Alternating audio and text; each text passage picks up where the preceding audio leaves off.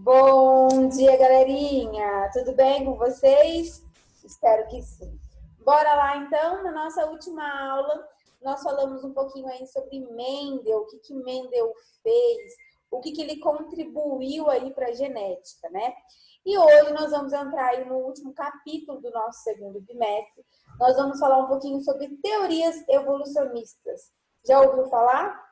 Bora lá, então? Então, acompanha aí comigo, pega o seu livro, tá lá na página 126, vai até a página 133. Então, vamos lá. Nós vamos falar, então, sobre teorias evolucionistas. O que é essa teoria? Sobre o que ela fala? Essa teoria, ela afirma que lá no passado, né, ocorreram mudanças no organismo, conforme aí foi passando os anos. Uma imagem que se fala muito sobre isso, né, sobre teorias falando sobre evolução, é o homem veio do macaco. Ah, tia, eu não acredito nisso, né? Eu acho que é uma besteira. Direito seu, tá? Estou falando sobre teorias que estudaram e discutiram e muitos afirmam que, né, conforme o tempo foi passando, o macaco foi evoluindo até chegar no ser humano hoje.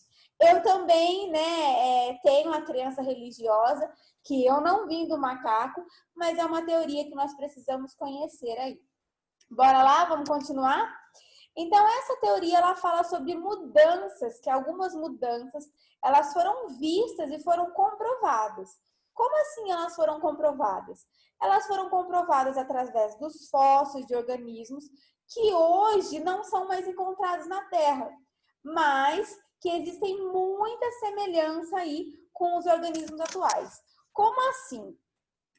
Nós vamos falar um pouquinho aí sobre um cara que fez parte dessa teoria e ele estudou muito moluscos. E quando ele estava estudando lá os moluscos, eles começaram a perceber que existia ali algumas conchas ali que não se achava mais. Aí o pessoal começou a falar assim, então esse molusco entrou em extinção, deixou de existir. E aí um cientista começou a falar, não, esse molusco não deixou de existir. Na verdade, ele foi se adaptando, ele foi evoluindo e ele sofreu uma modificação, ele sofreu aí uma mudança, uma transformação.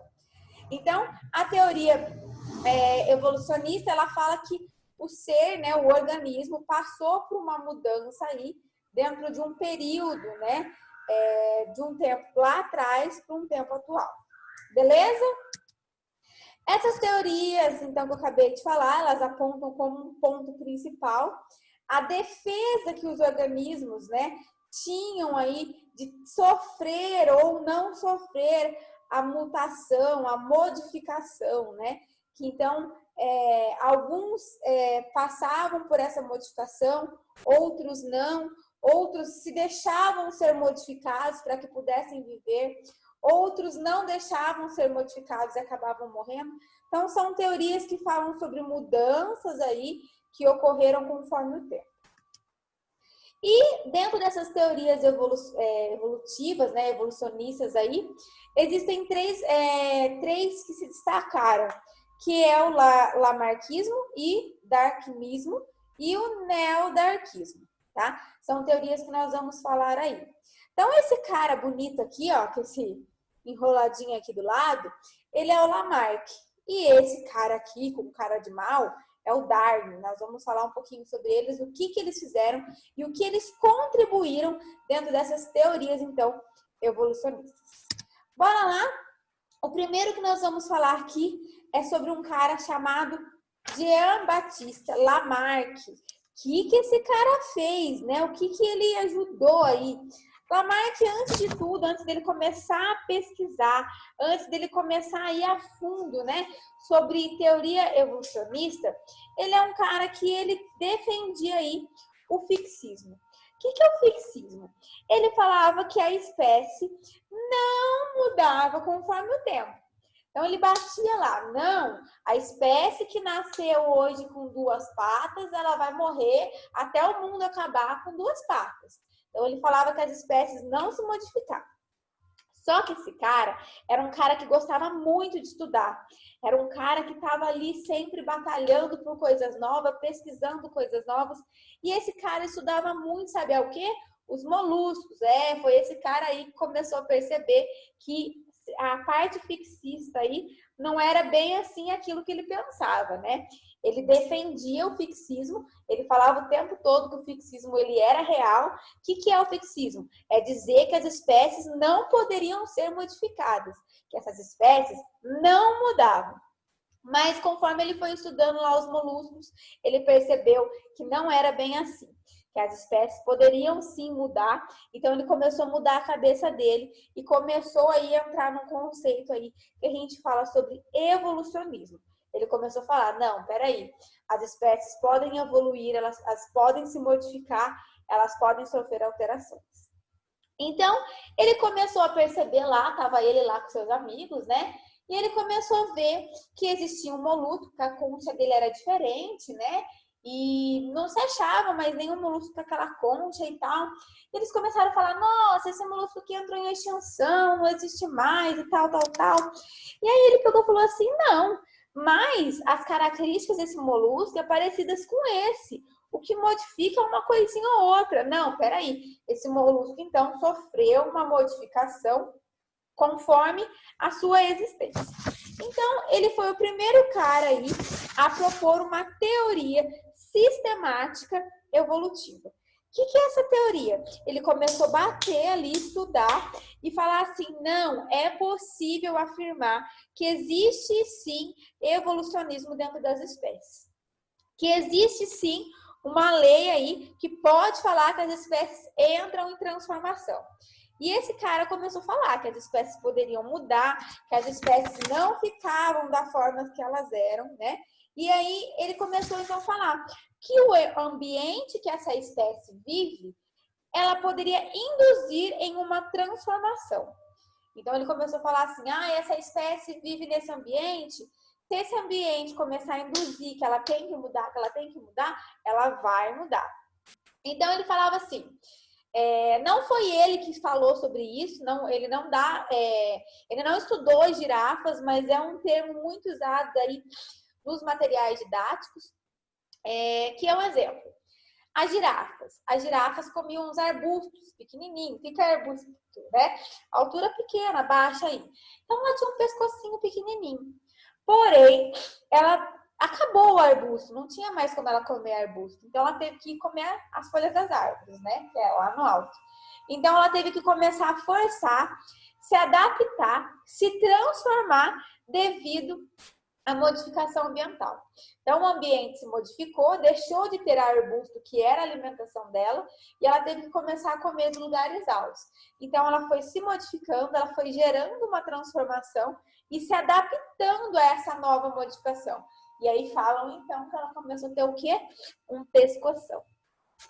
E dentro disso, Lamarck criou então uma lei, né? Na verdade, duas leis. Ele criou a lei do uso e desuso e a lei dos caracteres adquiridos. Então, nessa lei do uso e desuso, ele falava o quê? Que as partes do corpo, elas podem se desenvolver se eu utilizar muito, ou elas podem se atrofiar. Então, ele falava lá que de tanta girafa ficar esticando o pescoço, ficar lá levantando para comer na árvore, ela desenvolveu o seu pescoço e ela ficou com o pescoção. E se ela ficasse, né, mais tempo ali comendo os arbustos, ela ia ficar com o pescoço atrofiado, pequenininho mesmo. E ele começou a falar o seguinte, que essas girafas que esticavam lá o pescoço, que começaram a usar, erguer e ficar com o pescoção, elas iriam passar isso para a sua próxima geração. Elas iriam passar como herança para os seus filhos. Então, as alterações que acontecessem no uso e desuso seriam transmitidas para a próxima geração. Então, imagina assim, a girafa que esticou muito o pescoço, ficou pescoçuda, ela ia passar essa característica para o filhote. Então, o filhote já iria nascer com o pescoço esticado. Ele não ia precisar se adaptar a essa modificação do ambiente. Porém, as girafas que não que optaram por não se adaptarem, né, a comer lá do alto, mas ficaram comendo o resto dos arbustos que tinha ali, teriam filhotes com pescoços curtos, e se esse filhote quisesse sobreviver, ele teria que se adaptar e também esticar o pescoço. Então, Lamarck, primeiro, ele era um fixista, ele não acreditava que poderia sofrer, que as espécies poderiam sofrer alteração, mas conforme ele foi estudando, ele mudou e ele passou a ser um evolucionista. O que é um evolucionista? Afirmar que a evolução existe, que ela pode acontecer, que as espécies passam por transformação. E ele, então, criou duas leis. A primeira, do uso e desuso, ou você usa e vai se adaptando, vai se desenvolvendo, ou você não usa e vai atrofiando. E a lei daquilo que você gera, né? Se você usa, você vai passar essa característica para a próxima geração. E se você não usa também, você vai passar essa característica para a próxima geração. Então, isso foi o que Lamarck ali afirmou. Então, aqui é o que eu acabei de falar, né? Que o uso de desuso explica que quando o organismo utiliza muito a parte do corpo, essa parte vai se desenvolver, né? Mais que as outras que não são utilizadas, então vão se atrofiar.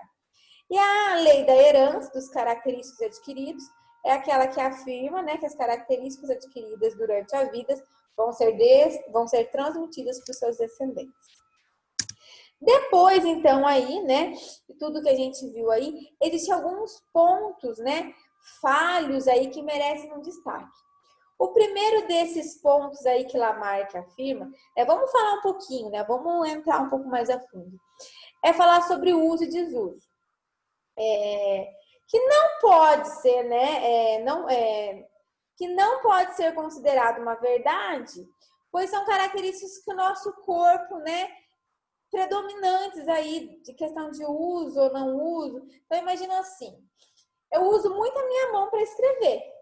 Então, significa que se eu uso muito a minha mão para escrever, eu vou ter uma mão grandona? Imagina, uma mão imensa aí. Se eu estou usando bastante ela vai ter que se adaptar, ela vai ter que se desenvolver. Esquisito, né? Então, essa teoria de Lamarck aí é meio confusa.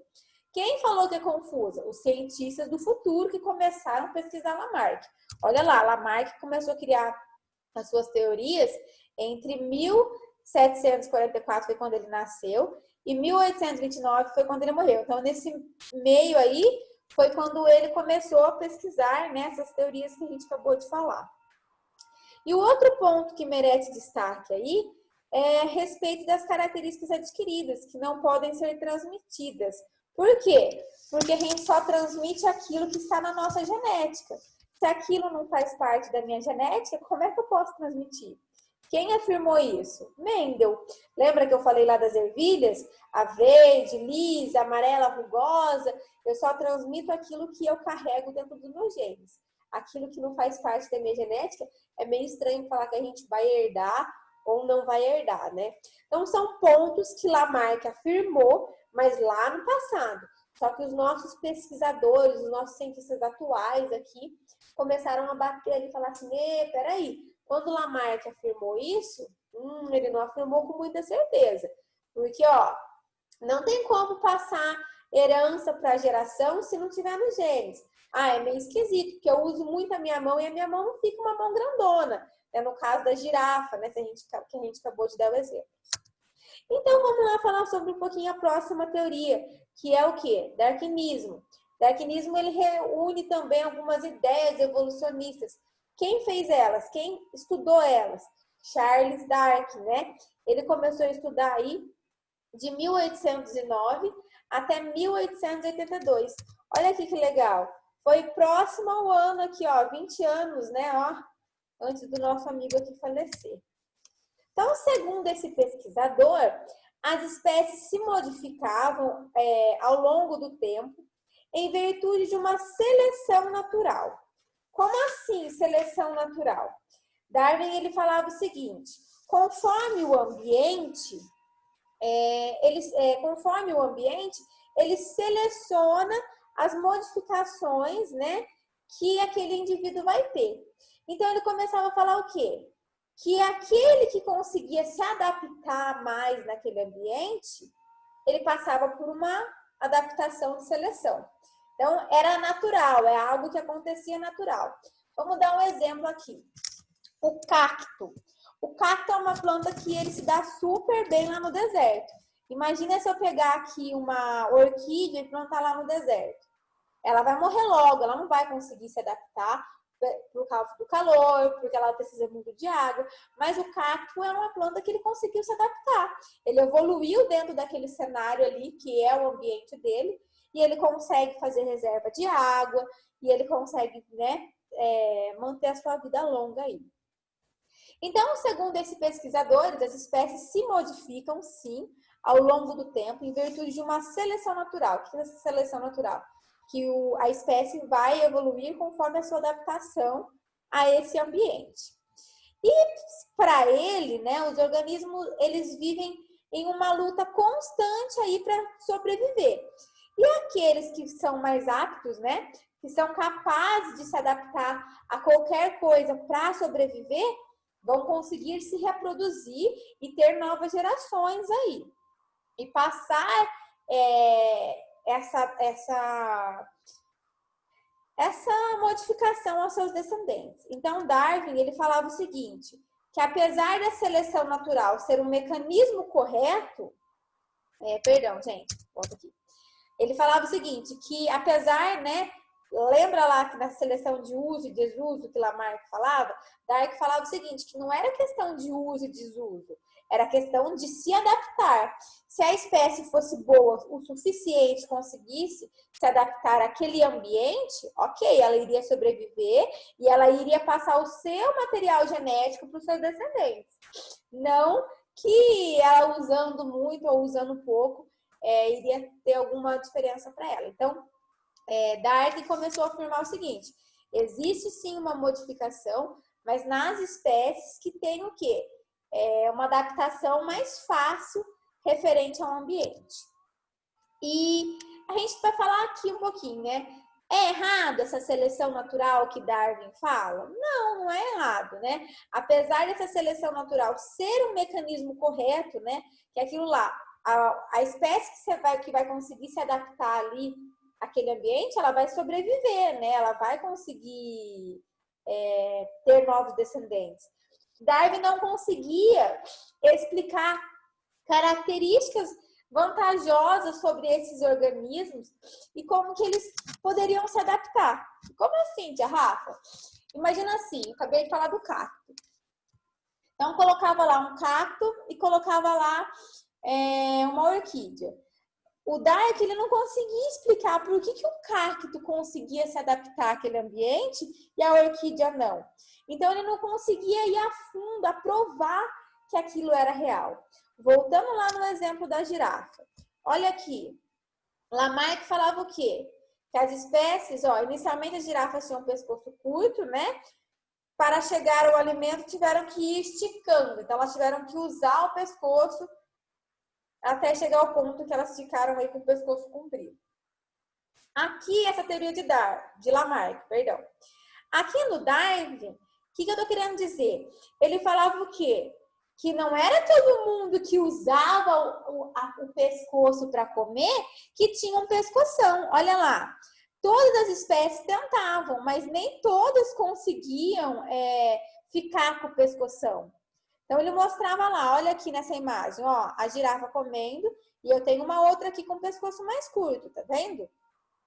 Então, ele fala o quê? Que nem toda espécie que usava o pescoço para comer, que tentava comer, né, lá na árvore grande lá, ela tinha sucesso.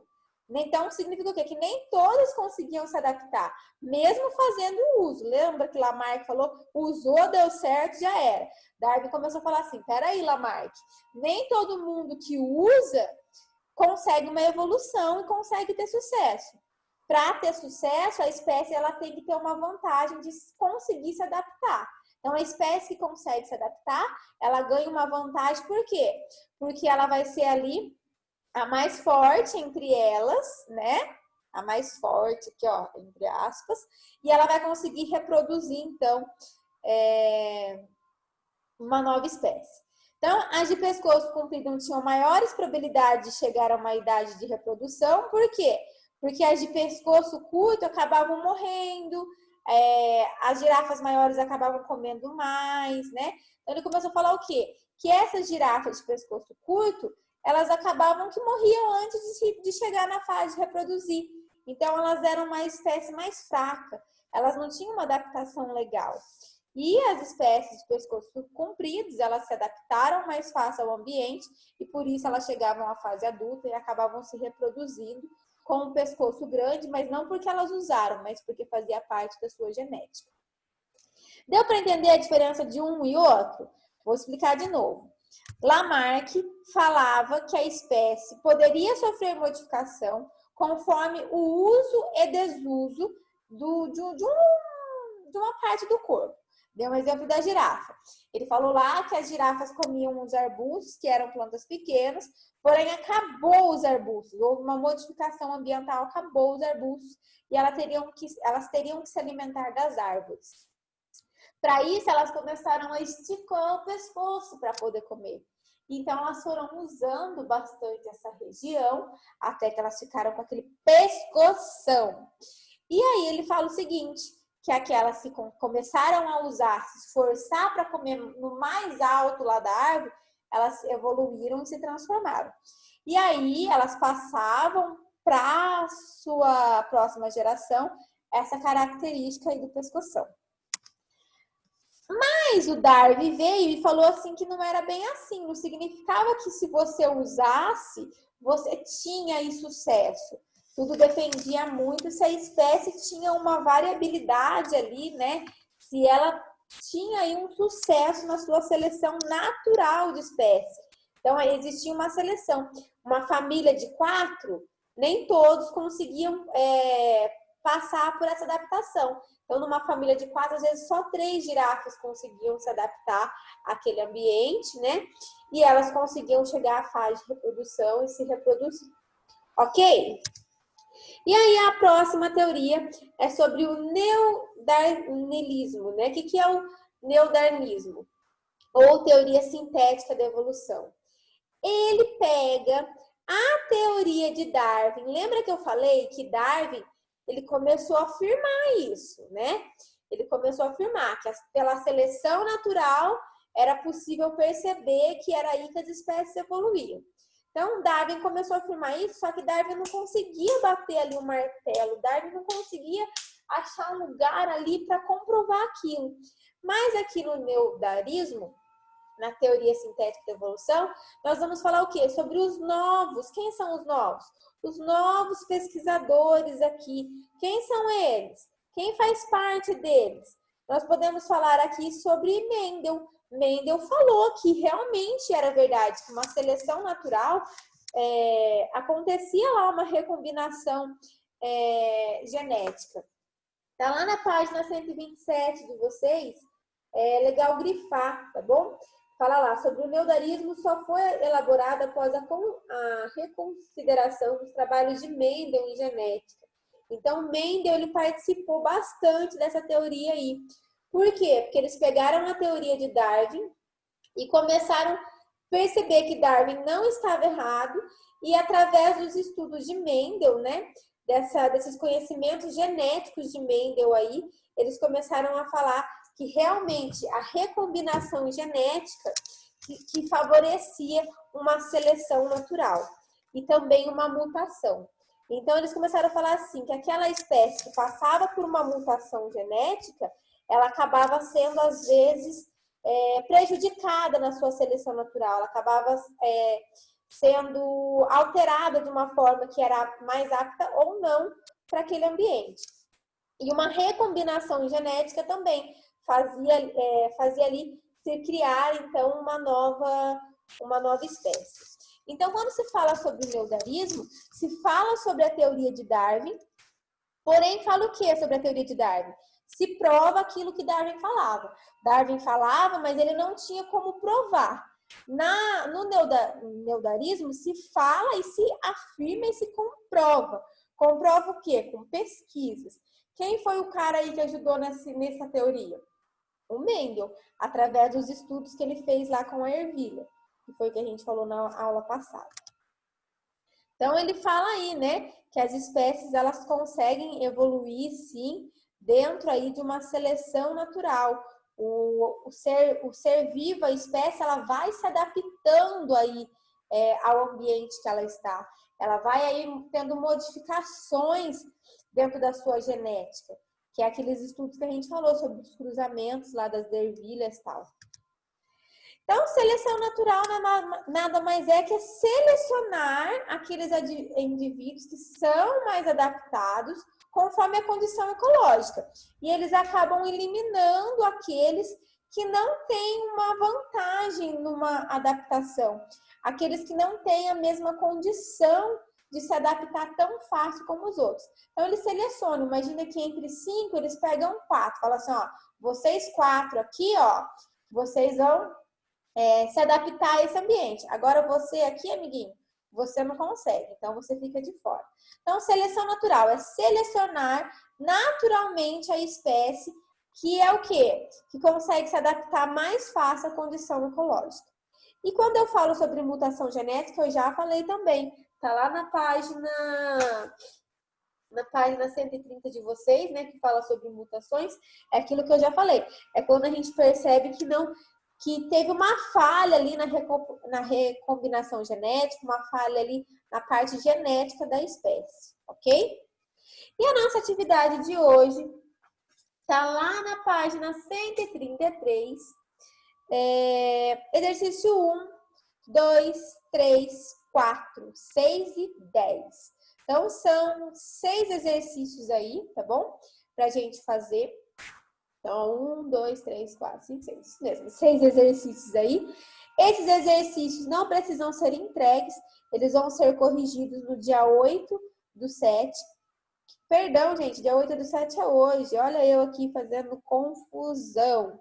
Vão ser corrigidos na próxima quarta-feira. A próxima quarta-feira vai ser 10 é sexta, 11, 12, 13, 14, 15. Na nossa próxima aula, dia 15, me perdoem aqui, gente, ó. Eu acabei colocando dia 8. 8 é hoje, mas não é 8. E também não é aula de matemática, gente, me desculpa, tá? Então, nós vamos corrigir esse exercício na próxima aula de ciências. Me desculpem aqui pelo erro. Na próxima aula de ciências, no dia 15/7, tá? 8 é hoje. Então, na próxima aula, quarta-feira que vem, nossa aula é ao vivo, nossa aula de ciências, dia 15/7, eu vou fazer correção desses 6 exercícios. Se vocês tiverem dúvida na hora de fazer esses exercícios, me chame, me mande um zap dentro do horário de aula. Eu consigo responder você no momento. Se você me mandar fora do horário, assim que possível, que eu conseguir, eu também te respondo. Galera, lembrando que vocês têm uma nota de participação comigo. Tem gente aí que entra ao vivo e não faz a correção. Então, não deixem de fazer, tia, eu não entendi a pergunta. Tá, se você não entendeu a pergunta, você tem que me perguntar para que eu possa te explicar. Mas você não tem que deixar de fazer porque você não entendeu. O meu papel aqui é te ajudar a interpretar essa questão para que você possa entender. E outra coisa, se você não for entrar quarta-feira que vem ao vivo, se dia 15/7 você falar assim, dia 15/7 eu não vou conseguir entrar ao vivo, não vai rolar. Ok, sem problema. Você tem que pegar esses 6 exercícios e me enviar na terça-feira, dia 14/7, e me avisar. Você me manda um zap e fala assim, tia, amanhã eu não vou entrar na aula ao vivo, estou enviando a atividade por e-mail. Eu vou entrar lá no e-mail e já vou deixar a sua atividade aí impressa para que eu possa ver que você realmente fez e não deixou para fazer depois da correção. A partir do dia 15 eu não aceito mais atividade. Quem não entra na aula ao vivo tem que entregar a atividade um dia antes, ok? Combinado? Sim? Então, beleza. E quem não participa da aula ao vivo, pega a aula depois e assiste e vai conferindo com o seu caderno, tá bom? A forma de você me entregar é para mim ver realmente o que você fez. Mas eu não vou te fazer uma devolutiva. Falar, viu? Vou dar um exemplo do Pedro. Viu, Pedro? Você não acertou todas, acertou uma só. Não, eu não vou fazer isso. Eu vou pegar o seu papel, eu vou corrigir, porém você não vai saber se você errou ou se você acertou. por mim. Por quê? Você vai ter que assistir a aula e você conferir no seu caderno aí. Então, lembrando, nossa próxima aula é ao vivo. Se você não for entrar ao vivo, você precisa entregar essa atividade um dia antes, que no caso é no dia 14, que é na terça-feira, e me avisar, e me chama no zap e fala, tia Rafa, não vou entrar na aula ao vivo, então por isso eu estou mandando atividade lá no meio da escola, ou estou indo entregar na secretaria da escola. Combinado? Sim? Ficou com dúvidas nas questões? Me chama, gente, por favor, tá? As questões são basicamente tudo que está no livro, então pega lá a página 126, vai com a sua canetinha lá, marca texto e grifando pontos importantes. Eu falei lá que Lamarck ele era fixista, né? Ele defendia o fixismo antes de começar a estudar. Depois que ele começou a estudar, ele parou de ser fixismo, ele falou, peraí, eu estou errado. Existe evolução. E ele começou a bater na teoria do evolucionismo. Existem as características que são parecidas entre uma e outras. Então, tudo isso tem lá no seu livro. É só você pegar o livro e dar uma lida aí para completar a nossa aula de hoje. Combinado? Espero que sim. Se caso ficou alguma dúvida, eu estou disponível para vocês. Não deixem de fazer os exercícios porque não entenderam, tá? Eu estou aqui para ajudá-los. Beijo para vocês, a gente se vê quarta-feira, dia 15, hein, na aula de ciências, tá? Não é porque eu errei lá no slide, não, que vocês vêm depois falar, tia Rafa, você não falou que era dia 15. Aula de ciências, dia 15, semana que vem, é ao vivo. Quem dá aula de matemática para vocês é o tio Alex. Um beijo para vocês, fiquem com Deus e até a próxima aula. Tchau!